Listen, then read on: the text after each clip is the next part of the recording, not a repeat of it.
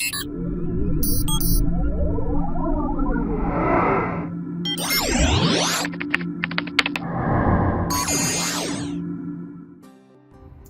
you bought yourself a new Tesla, or you bought yourself a used Tesla, more specifically and more likely, and you've got a bunch of settings in there from the previous owner, and you don't want to have anything to do with it. So how are you going to fix that? Well, you can do a complete factory reset. You can do it through the website, or you can do it through the console, which we're going to show you right now. Click the car icon for quick controls, and then down to service, go to factory reset. Sign in.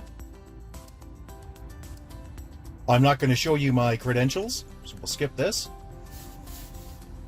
Are you sure you want to erase everything? This cannot be undone. If you're transferring ownership, make sure you contact and transfer it through the app, blah, blah, blah. Let's reset.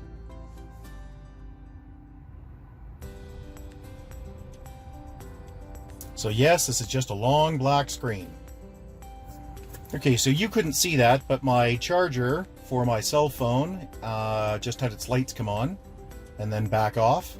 So it's going through a cycle right now. And here we go.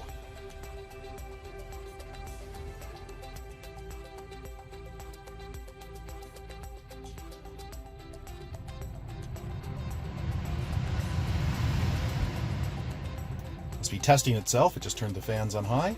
Factory reset complete. Please log into your Tesla account, blah, blah, blah, and add your car to the account. So it took a minute and it's still setting up. Apparently setting up the GPS at this point.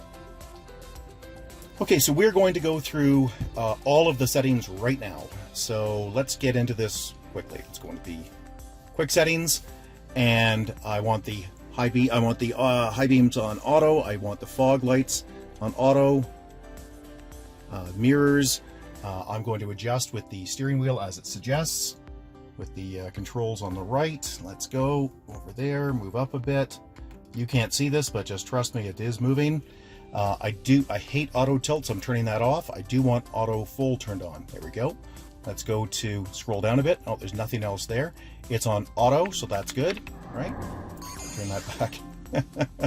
There we go, set that to auto. Now locks. Okay, so you'll see it's got my phone already, because even after a factory reset, it still needed something to work. So my phone is tied.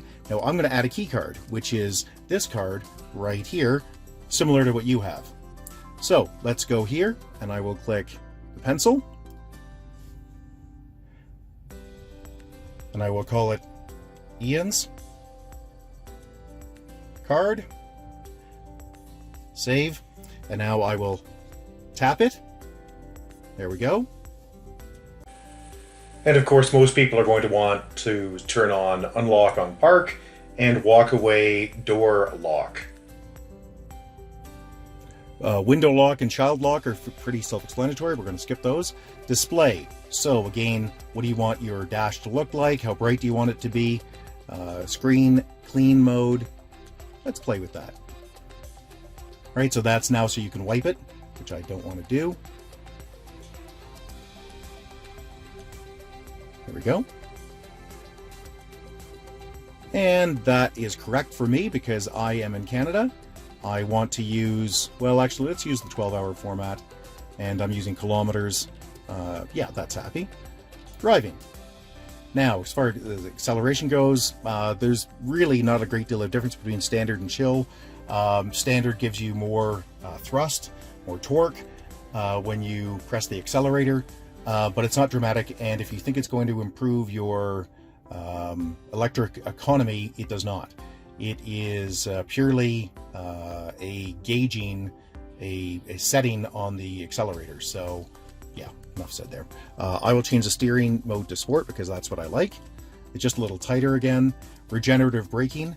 So this is the infamous or famous one pedal driving.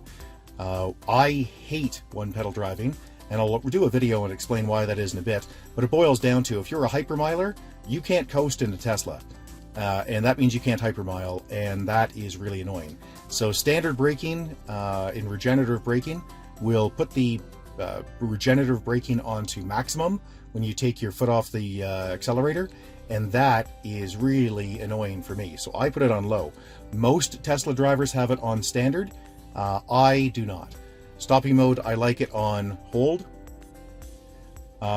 Slip start, that's kind of interesting. You do that if you're stuck in the snow or mud or whatever else. Something we're not going to do here. Autopilot. So cruise distance, now you can handle this through your steering wheel, but wheel through the buttons on your steering wheel, specifically the right one. But let's just set that to 5 for fun. Speed limit warning, yep, that's fine. I would like it to go 8 kilometers over. There we go. Forward collision warning, medium is just fine. Oops, I don't want to turn that off. Lane departure warning, I would like assist. And emergency lane departure avoidance, blind spot, automatic emergency braking, all of those I would like on. Nav, let's go there. Navigation I want on. A trip planner, that's a beta, but it's still fine. Online routing.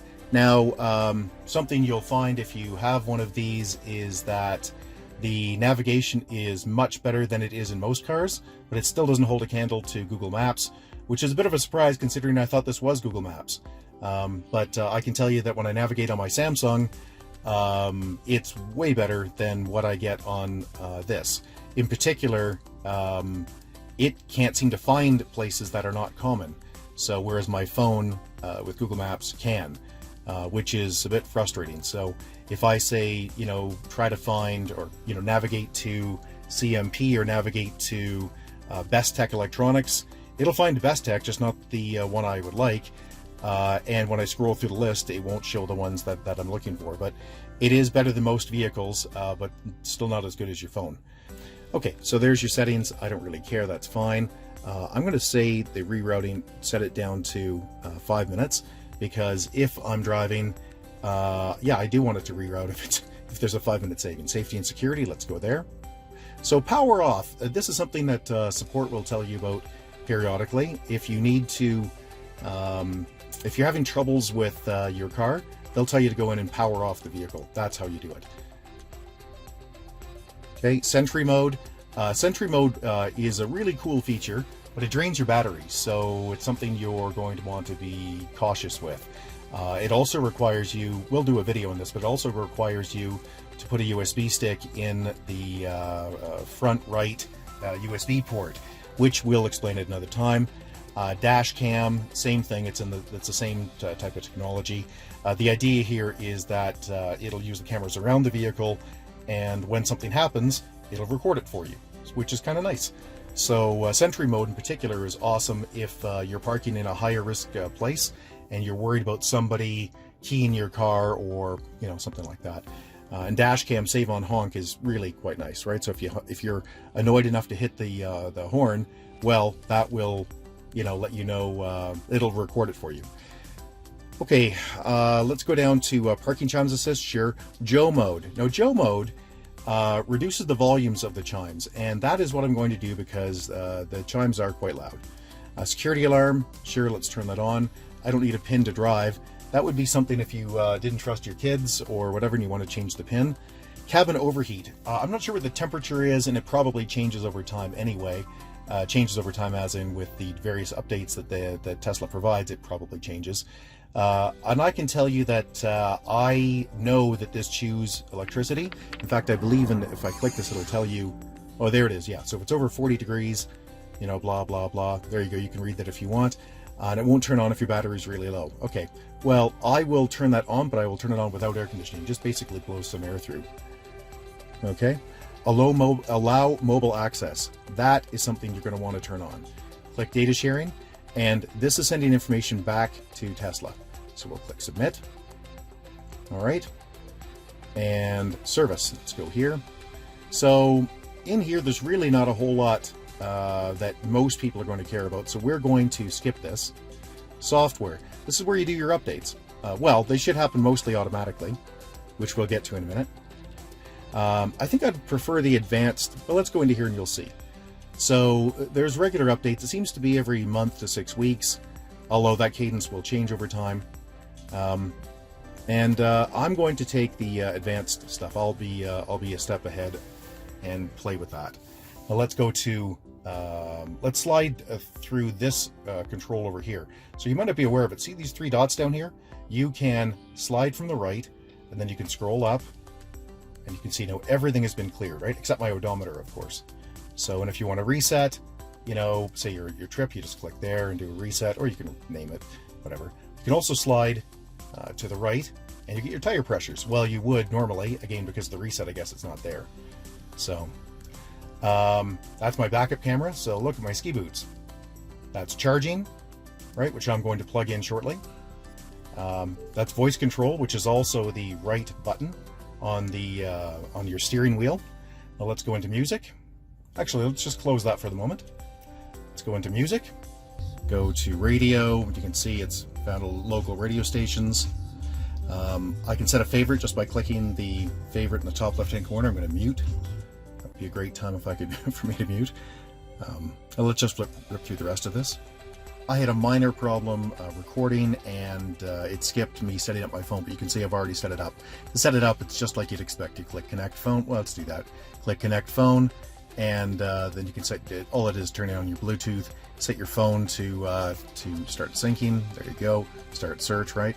Set your phone up as well to search, and they'll hook up with each other and be on their way. I'm going to cancel that because that's already done. Now let's go through streaming. Well, let's go back to radio for a second.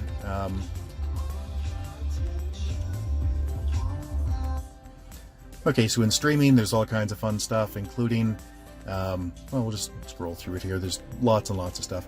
I'll go to ABC News. From ABC News. So just like you'd expect. Chapter. There we go, enough said there. Now let's go to karaoke. I'm not going to waste your time going through these in any greater detail. Okay, so this is just stuff that you would expect, that you already know about. Spotify, again, you can sign into. Tune in, same stuff, right? Okay, nothing shocking there. That is the audio settings, right? Just a tuner. Okay, nothing too shocking there. Search any music, it's just search. That will find it everywhere, whatever song you're looking for. Let's scroll this down. Scroll it down again. Okay, so you can see here, this is Take Me to Church by Hosier, but, so you can see here now on gold, blah, blah, blah, and it's cut off, and there's nothing you can do about it. I can't click on it and get more information. I can't see the end of it, which is really, really annoying. Very minor, but still quite annoying. Let's go off to the more interesting settings here. Call, right, so these are calls that were recently done on my phone. Calendar. Okay, so I need the Tesla app for that apparently, which I do have, and I've got to set that up, which I didn't realize, so I will do that. Camera, that's just the backup camera. And energy usage. Now, because it's been wiped out, there's nothing there. So let's get out of that. Charging. Right, so you can see your settings there. When you need to charge, you can click Open Charge Port, which you can do from the app. You can also do it from the button here, or obviously there. So let's go back. Let's go to, if you have a subscription, the $15, well, Canada it's $15 a month. There's a subscription that lets you browse, use Netflix and other apps. Apparently it takes you right to an ad for Tesla. So I'll go to one of our sites just to show you it works. There we go, up it goes. Entertainment. So these are just fun little games and things you may want to play. We'll skip that for the moment because it's not important for the setup. Toy box. This is well, fart on demand. That's kind of funny. A little flatulence bag, sketch pad. Here's an interesting little thing. If you turn some of these on, including the Santa one, and you have audio with it, you can't turn it off until it's done, which is really annoying. So I was in a COVID-19 test center and goofing around waiting, and somebody had flipped on the Santa thing, and it was at medium volume, and the person's trying to talk to me, and I couldn't turn it down, couldn't mute it, couldn't do anything. So another minor annoyance, but it is what it is, and it's fine. Heated seats, right? 2, 3, off. Temperature. Now, you'll notice there are two temperatures here. When I click sync, which I'm going to do, it'll get rid of one of them. Let's go to the fan, leave it on auto. But look, you can slide this up and down if you wish. and you can do this independently, right? It's kind of neat. So let's just leave that alone. That's the other heated seat. That is the defog. That is the heat for the rear. Let's turn that off. There we go. Okay, let's slide that down and we'll get rid of all of that. And then you get your volume, right? And again, if I press that, you would expect that it could mute, but it just won't. So there we go. Now I've got the car set up as I would like. The steering wheel is in the right place, mirrors are in the right place. I want to associate that with me, so I can go to the quick settings, and I can go to, is it driving? No. There it is, under locks, and I can click the little head, and that will set it up as me, as Commodore, which I set up right here by going into driver profiles and creating a new profile. So that's set up as me. Now, when my daughter brings her key card and taps it to set it up, she will then be able to set up the profile for her. This is Sentinel mode, or Sentry mode, I should say. Well, really, it's most useful to you if you have a USB plugged into the front right port. Now, let's go to the LTE here, because there is something important to set up, which is the Wi-Fi. You really need to set this up. So it looks like it's going to settle out on Commodore as the strongest. So let's go here and go to Commodore. I'll enter my password. Of course, you won't see this. There we go. Now it's connecting. And you might ask, well, why would I care about that? I don't want it using my Wi-Fi. Well, yeah, you do. If you want it to download updates, that's the fastest way to get them. And virtually nobody pays for internet bandwidth anymore, so why not? But I do want to point out something. Just sitting here, the astute among you will notice that the battery in this has dropped.